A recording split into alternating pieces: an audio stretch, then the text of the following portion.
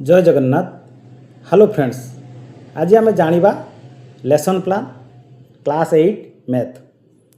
Class 8 मैथ्र आम lesson plan T जाना। बर्तमान जो नुआ लेसन प्लान आसी जो न्यू लेसन प्लान टी आपण मैंने देखूँ। यहाँ पंचपदी अनुसार होती ना पंचपदी अनुसार होती। अनेक भाई भौणी कमेंट करते यूट्यूब रे जे सार आपण मैथ उपरे आपण नुआ जो लेसन प्लान आसी पंचपदी उपरे सेटा आणंतु। सेथिपाई मु आपण मानक पई एई पंचपदी लेसन प्लान टे आनछि। सेटा होछि क्लास 8 आपणकर मैथ उपरे हेछि। आपण देखंतु एई जो लेसन प्लान टी बहुत इंपोर्टेंट अछि। एरा समस्त टीचर मानक पई बहुत इंपोर्टेंट। टीचर माने जानिबा दरकार। एई क्लास 8 रे लेसन प्लान टी जेमति हेछि आपण माने सब खाली तार सब्जेक्ट पीरियड आपण की तार डेट बा क्लास चेंज करिकि आपण सेही टाइप रे मध्य लिखि परिबे। तेणु आमे वर्तमान आउ विलंब करबा नाही, आमे लेसन प्लान टी जानिबा। ता पूर्वरु जदि आपण पंडा क्लासेस यूट्यूब चैनल को लाइक एंड सब्सक्राइब करि नाहंती करि नबाकू मोर विशेष अनुरोध। तेणु आसंतु आमे जानिबा एई नुआ लेसन प्लान टी कोन। देखंतु एई लेसन प्लान आसीगला। लेसन प्लान आपण लिखि देबे। लेसन प्लान टी लिखि देला परे आपण कोन करिवे ना आसी जिवे डेट। ये डेट टी देदेवे आपण तापर क्लास लिखिदेवे 8 तापर पीरियड आपण सेकंड थर्ड फास्ट जहाँ थी लिखे। सब्जेक्ट मैथ्स टॉपिक मु नहीं अष्टम वर्ग ओ घन टॉपिक टी नहीं से अनुसार आप जो टॉपिक आसो टॉपिक टी नेबे। टॉपिक टी नहीं सारा परे मोर तापर आसीगली लर्निंग आउटकम। देखो लर्निंग आउटकम रे मु नहीं जो आमर येलो रे नहीं मु गुणनीयक अजुग्म संख्यक गुणनीयक कहिबे और लिखिबे। गुणनीयक जानिबे तार वर्ग जानिबे आपण लिखिपारे। गुणनीयक मानकर वर्ग अजुग्म संख्यक गुणनीयक कहिबे लिखिबे आपण लिखिपारे। आपण जते लर्निंग आउटकम्स आपण नै परिबे। एटा गोटे आइडिया दवा पई करछि। आपण एटा टोटल डायरेक्ट कॉपी न करिवे आपण मध्ये किछि इनोवेटिव जोड़ी पारिबे। तापर आसीगला curriculum goal competency. Curriculum goal and competency आपण लिखिबे। करिकुलम सीजी होछि करिकुलम गोल आउ सी होछि कॉम्पिटेंसी। तेणु एई जो सीजी लिखा अछि करिकुलम गोल 1 कॉम्पिटेंसी केते 1.4। एटी सीजी 2 कॉम्पिटेंसी होछि 2.4। एटी होछि कॉम्पिटेंसी 2.5 एंड 2.6 मु नेछि। आपण मान देखिबे जदि भूल थिबो आपण चेंज करि परिबे बा नुआ नै परिबे बा या दर कोडा आपण कमेई परिबे।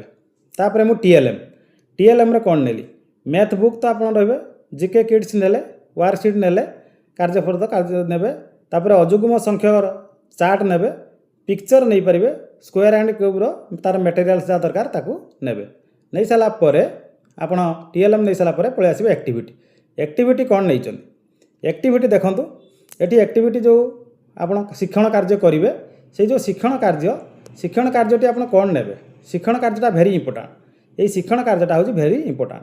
देखा आम मुझे शिक्षण कार्यटी नहीं कौन सी संख्या को सही संख्यार गुणन गुणफल उक्त संख्यार वर्ग एवं गुणनीयक कार्य अजुग्म संख्यक गुणनीयक मोर ये एक्टिविटी सब कार्य सब अच्छी मुझा सब करी। ये जो शिक्षण कार्य यहाँ कर सारापर मु एम एंड ऑब्जेक्टिव टी लिखिदेवी। टी लिखिदेला आपण मैंने एम एंड ऑब्जेक्टिव लिखिदेवे। उद्देश्य तार कौन उद्देश्य गुड़ाक लिखिदेवे। ये उद्देश्य लिखिदेला मु लिखी उद्देश्य कौन वर्ग घनर धारणा गोटे संख्यार वर्ग कहिबे वर्ग संख्यार अजुग्म संख्यक गुणनीयक थाए। वर्ग संख्यार अजुग्म संख्यक गुणनीयक थाए। अजुग्म संख्यक गोटे वर्ग संख्यार अजुग्म संख्यक गुणनीयक थाए यह जानवे। एक कहार गुणनीयक चिन्हट करि पारिबे। एतिकी मु मोर उद्देश्य रही। तापर आसीबो पंचपदी सोपान। पंचपदी सोपान को मु तापर स्टार्ट करी। अदिति बोध अभ्यास प्रयोग और प्रसार ये पांचटी नहीं पंचपदी सोपान ये आरंभ करी। टी ठारी देथिबी ठारी देला परे तापर आरंभ करी। पंचपदी सोपान जो आरंभ करी मुझे पंचपदी शिक्षण पलि आसबि। देखो साधारण ये कौन कर ना आपण मैंने ताकू पंचपदी शिक्षण केमती करेंगे ना ये कहुच्छा आप जो तालीम नहीं जो आपणकर ओसीएफ ट्रेनिंग 2025 जो ट्रेनिंग सब नहीं से आपटा मत कहुई आप देखिपारे। तेणु समस्त पंचपदी ये प्रथम अदिति नेली। ये जो अदिति गला अदितिर तार प्रक्रिया कौन हम शिक्षक पूर्व गपटी को भल भाव में पढ़ी थे और आवश्यक स्थल ड्रॉइंग सीट रे प्रस्तुत करी पिलामाने देखिपारे भली स्थान में टंगाइबे और गपटी को पढ़ी शुणाइबे। आम मुझे जो नहीं वर्ग और घन ये ରାଣୀ ରତ୍ନମଞ୍ଜରୀ ଗୋଟେ ଗପ ନେଇଛି। କ'ଣ ନେଇଛି? ରାଣୀ, ଆପଣଙ୍କର ଅଷ୍ଟମ ଶ୍ରେଣୀ ବହିରେ ଅଛି ରାଣୀ ରତ୍ନମଞ୍ଜରୀ। ରାଣୀ ରତ୍ନମଞ୍ଜରୀ ଏଇ ଯେଉଁ ଗପଟି ମୁଁ ପିଲାମାନଙ୍କୁ କହିବି। କହିଲା ପରେ ତାହେଲେ ଆପଣ ଜାଣିଛନ୍ତି ଅଦିତି ପର୍ଯ୍ୟାୟ ହେଉଛି କ'ଣ? ସକ୍ରିୟାତ୍ମକ କାର୍ଯ୍ୟ ବା ସେମାନେ ପରିଚୟ ପାଇବେ। ଏଠି ସେମାନେ ପରିଚୟ ପାଇବେ, ସକ୍ରିୟାତ୍ମକ କାର୍ଯ୍ୟ ଏଠି ସେ ହେବ। ଏହା ହେଉଛି ଅନ୍ନମୟ ଗୁଣରେ ଯାଉଛି, ଏଇଟା ହେଉଛି ଅନ୍ନମୟରେ ଯାଉଛି। ଜାଣି ସାରିଲା ପରେ ତାପରେ ଆପଣମାନେ କ'ଣ କରିବେ ନା ସେହି ପ୍ରକ୍ରିୟାରେ ଶିକ୍ଷକ ଏଠି ଯେଉଁ ରାଣୀ ରତ୍ନମଞ୍ଜରୀ ଗପଟିକୁ କହିବେ, ତାର ଡ୍ରଇଂ ସିଟ୍ରେ ଚିତ୍ର ନେଇଥିବେ ଦେଖାଇବେ। ଏଠି ସେହି ପ୍ରକ୍ରିୟାରେ ଶିକ୍ଷକଙ୍କର ଭୂମିକା କ'ଣ ହେବ ନା ଚିତ୍ର ଆଧାରିତ ଗପ କହିବେ, ଆଲୋଚନା କରିବେ। ଶିକ୍ଷକ ରାଣୀ ରତ୍ନମଞ୍ଜରୀ ବିଷୟରେ ସେ ଗପ କହିବେ, ଆଲୋଚନା କରିବେ। ପିଲାମାନେ କ'ଣ କରିବେ? ତାଙ୍କର ଶିକ୍ଷାର୍ଥୀଙ୍କର ଭୂମିକା ଚିତ୍ର ଦେଖିବେ, ଚିତ୍ର ଦେଖି ଗପଟିକୁ ଶୁଣିବେ ଏବଂ ନିଜର ଅନୁଭବକୁ ଶିକ୍ଷକଙ୍କୁ କହିବେ। ସେ କ'ଣ ଅନୁଭବ କଲେ, କ'ଣ ଜାଣିଲେ, କ'ଣ ଚିହ୍ନଟ କଲେ ଶିକ୍ଷକଙ୍କୁ କହିବେ। ଏଠି ଆକଳନରେ କ'ଣ ହେବ ନା ପାଠରେ ଦିଆଯାଇଥିବା ଆଲୋଚନା ଆଧାରିତ ପ୍ରଶ୍ନର ସେମାନେ ଉତ୍ତର ଦେବେ। ପର୍ଯ୍ୟବେକ୍ଷଣରେ ସେମାନେ ଉତ୍ତର ଦେବେ। ଉତ୍ତର ଦେଇସାରିଲା ପରେ ଏହି ପ୍ରକ୍ରିୟାଟି ଅଧିତିଥି ସରିଯିବ। ତାପରେ ଆସିବ ଆପଣଙ୍କର ବୋଧ ପ୍ରକ୍ରିୟା। ଏଇ ଯେଉଁ ବୋଧ ପ୍ରକ୍ରିୟାରେ ଯେତେବେଳେ ଆସିଯିବ, ବୋଧ ପ୍ରକ୍ରିୟାରେ ଇମ୍ପୋର୍ଟାଣ୍ଟ ଅଛି। ବୋଧ ପ୍ରକ୍ରିୟାଟି କ'ଣ ଇମ୍ପୋର୍ଟାଣ୍ଟ ଅଛି ଆପଣମାନେ ଦେଖନ୍ତୁ। ଏଇ ବୋଧ ପ୍ରକ୍ରିୟାରେ ନା ଏଠି ସେମାନେ ବୁଝିବେ ବାସ୍ତବ ବସ୍ତୁ ଓ ପାଠରେ ଥିବା ଚିତ୍ରଭିତ୍ତିକ ପ୍ରଶ୍ନ ଦେବେ। ଏଇଟା ପ୍ରକ୍ରିୟାଟା ଦେବେ। ବିଭିନ୍ନ ବାସ୍ତବ ବସ୍ତୁ ବ୍ୟବହାର କରି ପୂର୍ଣ୍ଣ ଥିବା ଜିନିଷକୁ ସମାନ ଭାଗ କରି ସେମାନେ ଏଠି କ'ଣ କରିବେ ନା ଏଠି ଘନ ଓ ବର୍ଗ ସେମାନେ ଦେଖାଇବେ। ତାପରେ ଯଦି ଦେଖାଇବେ ସେଇ ବିଷୟରେ ଜାଣିବେ, ଯେଉଁଟାକି ଗୁଣନୀୟକ ବିଷୟରେ ଜାଣିବେ, ତା'ର ଅଯୁଗ୍ମ ସଂଖ୍ୟକ ଗୁଣନୀୟକ ଜାଣିବେ। ଏଠି এই କଥା ଲେଖାଯିବ। ତାପରେ ଏଠି ଶିକ୍ଷଣ କାର୍ଯ୍ୟ, ଏଠି ଶିକ୍ଷକଙ୍କର କ'ଣ ହେବ ନା ଶିକ୍ଷଣ କାର୍ଯ୍ୟ ମାଧ୍ୟମରେ ଧାରଣାଗତ ସ୍ପଷ୍ଟତା ହାସଲ କରାଇବେ। କିଏ? ଶିକ୍ଷକ ଧାରଣାଗତ ସ୍ପଷ୍ଟତା ହାସଲ କରାଇବେ। ଶିକ୍ଷାର୍ଥୀ କାର୍ଯ୍ୟ କ'ଣ ହେବ? ନିଜ ପାରିପାର୍ଶ୍ୱରେ ଥିବା ବାସ୍ତବ ବସ୍ତୁର ବ୍ୟବହାର କରିବେ ଓ ପାଠରେ ଥିବା ପ୍ରଶ୍ନର ଉତ୍ତର ଦେବେ। ଘନ ବସ୍ତୁ ବା ବର୍ଗ, ଗୁଣନୀୟକ, ଅଯୁଗ୍ମ ସଂଖ୍ୟକ ଗୁଣନୀୟକ ଏ କଥା ଏଠି ଜାଣିବେ। ତାପରେ ଏଠି କ'ଣ ହେବ? ପର୍ଯ୍ୟବେକ୍ଷଣ, ମୌଖିକ ଓ ଲିଖିତ ପ୍ରଶ୍ନର ଉତ୍ତର ଦେବେ। ଆକଳନରେ ପର୍ଯ୍ୟବେକ୍ଷଣ କରିପାରିବେ, ମୌଖିକ ଓ ଲିଖିତ ପ୍ରଶ୍ନର ଉତ୍ତର ଦେବେ। ଏଟା ହେଲା ବୋଧ ପର୍ଯ୍ୟାୟରେ। ଏଟା ହେଉଛି ବୋଧ ପର୍ଯ୍ୟାୟଟା କ'ଣ ନା ବୋଧ ପର୍ଯ୍ୟାୟଟା ହେଉଛି ପ୍ରାଣମୟ କୋଷ। ତାପରେ ଆସିଗଲା ପ୍ରାଣମୟ ପରେ ମନୋମୟ କୋଷ। ମନୋମୟ କୋଷରେ ଆମେ କ'ଣ ଦେଖିବା? ଅଭ୍ୟାସ। ମନୋମୟ କୋଷରେ ଆମେ ଅଭ୍ୟାସ କରିବା। ଅଭ୍ୟାସ ମିନ୍ସ ନା ଅଭ୍ୟାସ କାର୍ଯ୍ୟ ନୁହେଁ, ଅଭ୍ୟାସ ଅଛି ମାନେ ଯେଉଁ ପଞ୍ଚପଦୀ ସୋପାନ ତୃତୀୟ ସୋପାନଟି ଅଭ୍ୟାସ ସେଇଟା କରିବେ। ପାଠର ଅଭ୍ୟାସ କାର୍ଯ୍ୟ ଶିକ୍ଷକଙ୍କ ସହାୟତାରେ କରିବେ। ଦେଖ ପାଠରେ ଯେଉଁ ଅଭ୍ୟାସ କାର୍ଯ୍ୟ ଦିଆଯାଇଛି ସେ ଅଭ୍ୟାସ କାର୍ଯ୍ୟକୁ ଶିକ୍ଷକଙ୍କ ସହାୟତାରେ କରାଯିବ। ପିଲାମାନେ ଆଗେ ଏଠି ଅଭ୍ୟାସ କରିସାରିଲା ପରେ ତାପରେ ଅଭ୍ୟାସ କାର୍ଯ୍ୟକୁ ଯିବେ। ପାଠ୍ୟ ପୁସ୍ତକରେ ଥିବା ଚିତ୍ର ସମ୍ବନ୍ଧୀୟ ପ୍ରଶ୍ନ ଭିତ୍ତିକ ଉତ୍ତର ଦେବେ।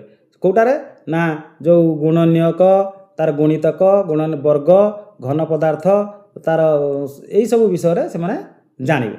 ଜାଣିଲା ପରେ ଏଠି ନିଜ ପାଠ୍ୟ ପୁସ୍ତକରେ ଥିବା ଅଭ୍ୟାସ କାର୍ଯ୍ୟ କରିବେ। କେଉଁମାନେ? ପିଲାମାନେ ଏଇଠି ଅଭ୍ୟାସ କାର୍ଯ୍ୟ କରିବେ ଅଭ୍ୟାସରେ। ତାପରେ ଏଠି ଆକଳନରେ ହେବ ଧାରଣା ଭିତ୍ତିକ କାର୍ଯ୍ୟଫର୍ଦ୍ଦ ପୂରଣ କରିବେ। କାର୍ଯ୍ୟଫର୍ଦ୍ଦ ଆପଣ ଯେଉଁ ନେଇଥିବେ ଏଇଠି ପିଲାମାନଙ୍କୁ ଦେବେ, ସେ ଏଠି ପୂରଣ କରିବେ। ପୂରଣ କରିସାରିଲା ତା ପ୍ରୟୋଗରେ ଆସିଲା ବିଜ୍ଞାନମୟ। ଏଇ ଯେଉଁ ବିଜ୍ଞାନମୟରେ କ'ଣ ହେବ? ସୂଚନା ଭିତ୍ତିକ କାର୍ଯ୍ୟଫର୍ଦ୍ଦ ପୂରଣ। ଆପଣ ଏହି ଶିକ୍ଷଣ ପ୍ରକ୍ରିୟାରେ କ'ଣ ହେବ? ସୂଚନା ଭିତ୍ତିକ କାର୍ଯ୍ୟଫର୍ଦ୍ଦ। ଆପଣ ଯେଉଁ କାର୍ଯ୍ୟଫର୍ଦ୍ଦ ନେଇଥିବେ, ନେଇକି ଯେଉଁ ସୂଚନା ଦେବେ, ସେଇ ସୂଚନା ଦେଲା ପରେ ସେଇ ଅନୁସାରେ ସେ କାର୍ଯ୍ୟଫର୍ଦ୍ଦ ପୂରଣ କରିବେ। କେଉଁମାନେ? ପିଲାମାନେ। ଦେଖନ୍ତୁ ଶିକ୍ଷକଙ୍କ କାର୍ଯ୍ୟ କ'ଣ ହେବ? ପାଠରେ ଦିଆଯାଇଥିବା ସୂଚନାକୁ ପଢ଼ିବେ, ପ୍ରଶ୍ନଟିକୁ ପ୍ରାଞ୍ଜଳ ଭାବରେ ବୁଝାଇବେ। ଶିକ୍ଷକ ପ୍ରଶ୍ନଟିକୁ ଆଗେ ଯେଉଁ ଦେଇଥିବେ କାର୍ଯ୍ୟଫର୍ଦ୍ଦ ତାକୁ ପଢ଼ିଦେବେ, ପ୍ରାଞ୍ଜଳ ଭାବେ ବୁଝାଇଦେବେ, ତାପରେ ତାଙ୍କୁ କରିବା ପାଇଁ କହିବ। ତାପରେ ଶିକ୍ଷାର୍ଥୀଙ୍କ କାର୍ଯ୍ୟ କ'ଣ ହେବ? ନିଜ ପାଠ୍ୟପୁସ୍ତକରେ ଥିବା ଅଭ୍ୟାସ କାର୍ଯ୍ୟକୁ ପଢ଼ିବେ, ଶିକ୍ଷକଙ୍କ ନିର୍ଦ୍ଦେଶକୁ ଭଲ ଭାବରେ ଶୁଣି ପିଲାମାନେ ଉତ୍ତର ଦେବେ। ଦେଇସାରିଲା ପରେ ଏଠି ଧାରଣା ଭିତ୍ତିକ କାର୍ଯ୍ୟଫର୍ଦ୍ଦ ପୂରଣ କରିବେ। ତାଙ୍କ ଆକଳନରେ କ'ଣ ହେବ? ଧାରଣା ଭିତ୍ତିକ କାର୍ଯ୍ୟଫର୍ଦ୍ଦ ପୂରଣ କରିବେ। ତାପରେ ଆସିଲା ପ୍ରସାର ଆସିଗଲା ହେଉଛି ଆନନ୍ଦମୟ। ଆନନ୍ଦମୟ କୋଷରେ କ'ଣ ହେବ? ଏ ପ୍ରସାରରେ ନା ଏଠି ପ୍ରକଳ୍ପ କାର୍ଯ୍ୟ କରିବେ ପିଲାମାନେ। ଏ ଯେଉଁ ପ୍ରକଳ୍ପ କାର୍ଯ୍ୟ କରିବେ।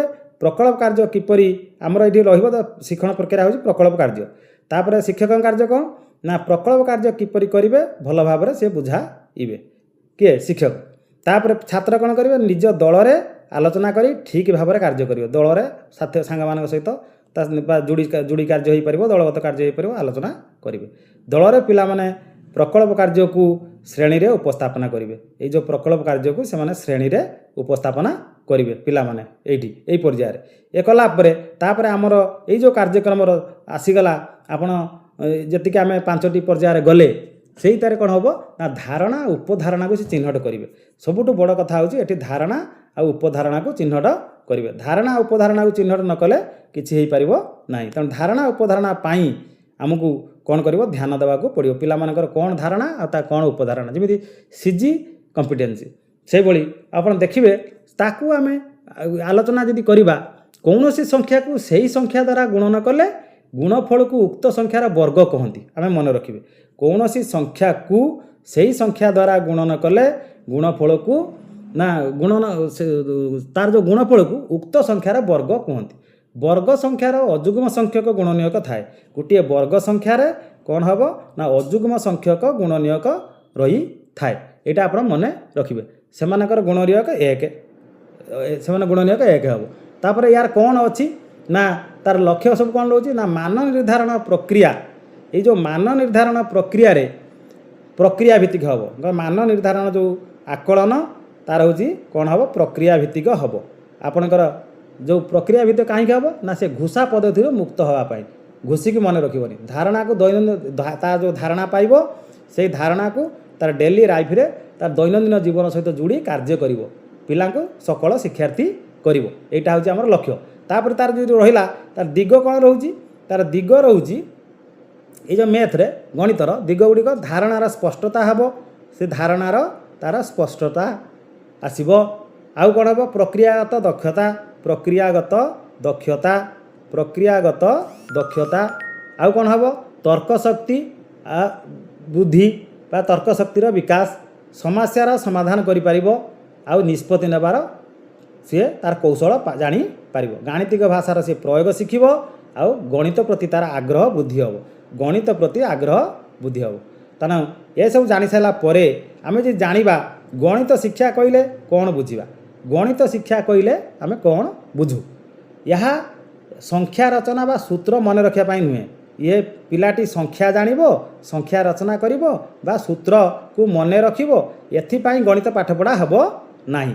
ଗଣିତ ପାଠପଢ଼ା କ'ଣ ପାଇଁ ହେବ ନା ଗଣିତ ପାଠପଢ଼ା ହେବ ଏଥିପାଇଁ କ'ଣ ନା ସେ ଚିନ୍ତନ କରିବ, ଚିନ୍ତନ ଶକ୍ତିର ବୃଦ୍ଧି ହେବ, ବିଚାର ଶକ୍ତିର ବୃଦ୍ଧି ହେବ, ତର୍କ କରି ସେ ଗ୍ରହଣ କରିବ ଆଉ ସମସ୍ୟାର ସମାଧାନ କରିବ, ସମସ୍ୟାର ସମାଧାନ କରିବ। ଏ ହେଉଛି ତାର କ'ଣ ନା ଗଣିତର ଆମେ ବୁଝିବା ଏଇ କଥାଟି। ଗଣିତ ଯଦି ଏଇ କଥାଟି ନ ବୁଝିବା ତାହେଲେ କିଛି ହେଇପାରିବ ନାହିଁ। ତେଣୁ ଆପଣ ଏଇ ପଞ୍ଚପଦୀ ଲେସନ୍ ପ୍ଲାନ୍ ଏ ଅନୁସାରେ ଦେଖନ୍ତୁ।